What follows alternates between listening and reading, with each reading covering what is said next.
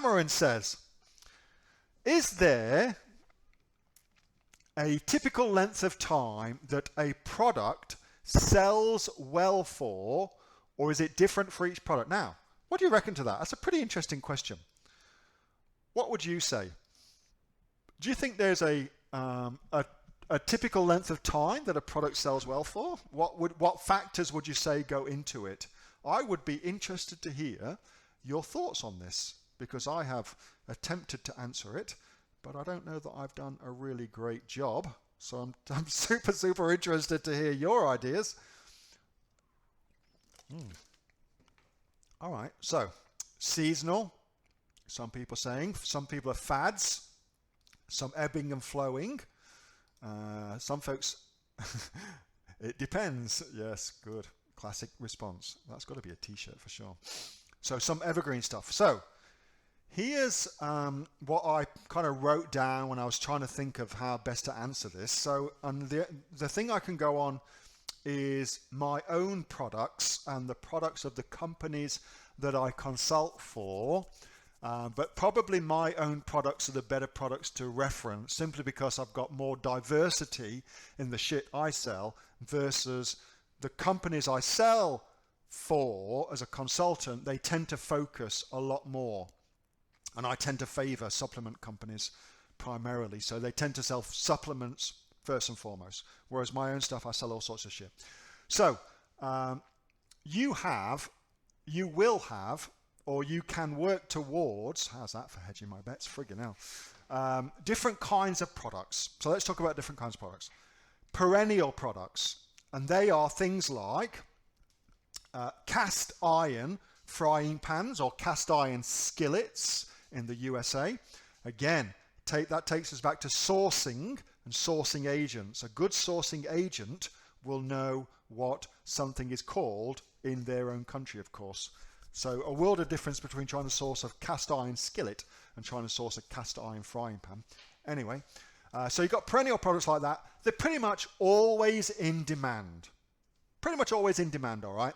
Versus seasonal products. Warning, warning. Product alert. Seasonal products like a novelty Santa doormat, for instance, which is a product I was just looking at earlier. That's definitely a seasonal product, okay?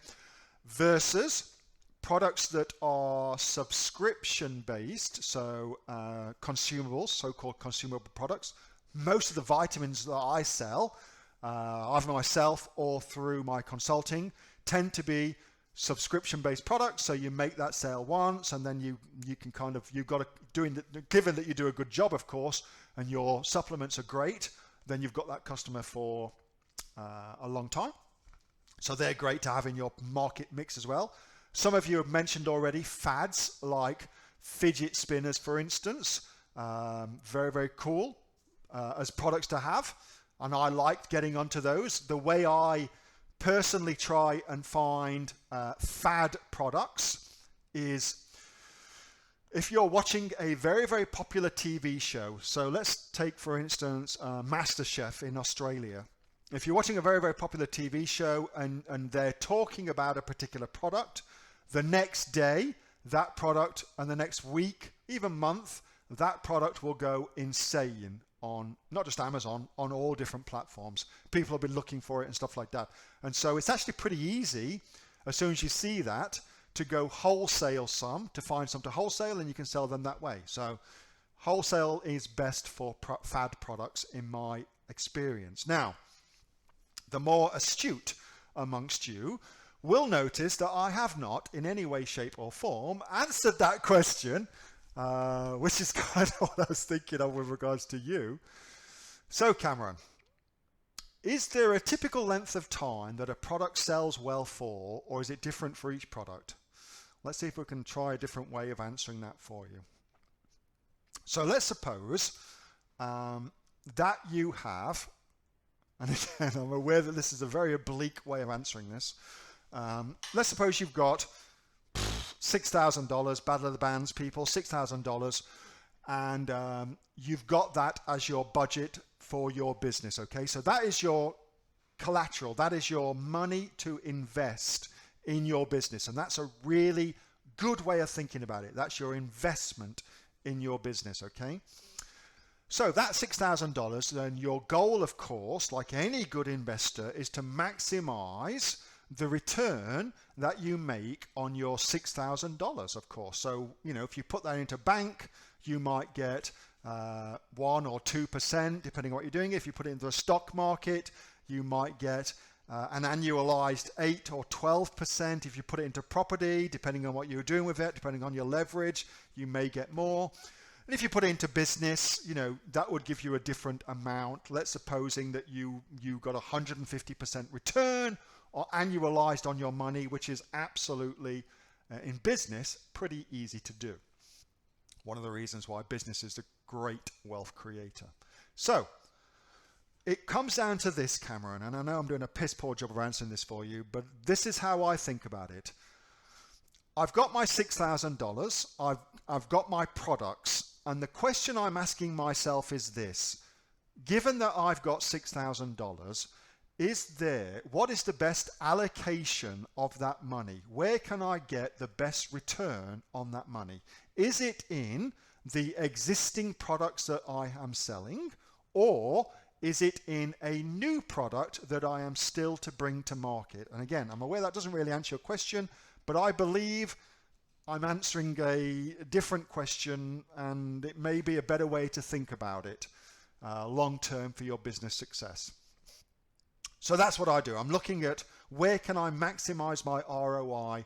I've referenced many times before Warren Buffett, and therefore you're also, of course, referencing Benjamin Graham as a result of that, because that's where Buffett learned all of his stuff. That's how they think about it. That's how I think about it. I think that's the best way of thinking about it. So rather than thinking about how long a product lasts for, instead ask yourself, given that I'm selling, where is the best place to allocate the money that I've got? Should I put it into my existing products, or should I put it into a new product? And if you answer that question, that will also answer your question as well, Cameron. Because your question, it depends, of course. But that's how I figure out what it depends on. That's how I figure that out. Hey, Neil here. Just before you go away, that was a question that I got asked on my regular Monday night Q&A session, which I have with the members of the Aussie Online Entrepreneurs. So if you're interested in joining us as an Aussie Online Entrepreneurs, then you can click on the link below to find out a lot more about that. And also, as a special thank you for watching this video, I've got a great book that I want to give you for free.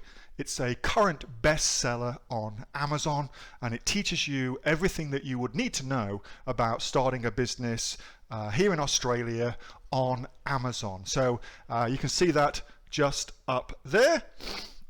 So if you'd like to get a copy of that for free, then again, just click on the link below and you'll get a copy of that. You'll get taken to a page where you can get a copy of that for absolutely free. Hope you enjoyed that little snippet from one of my Aussie Online Entrepreneur Q&A sessions, and make sure that you subscribe to my channel and also like this video. And if you've got a question that you would like answering, then post it in the comments below, and I'll do my best to answer it, whether on one of these videos for you or directly in the comments directly below. All right, thanks so much for watching, and I'll catch you next time on the next of the Aussie Online Entrepreneurs Amazon FBA Australia videos. See you soon.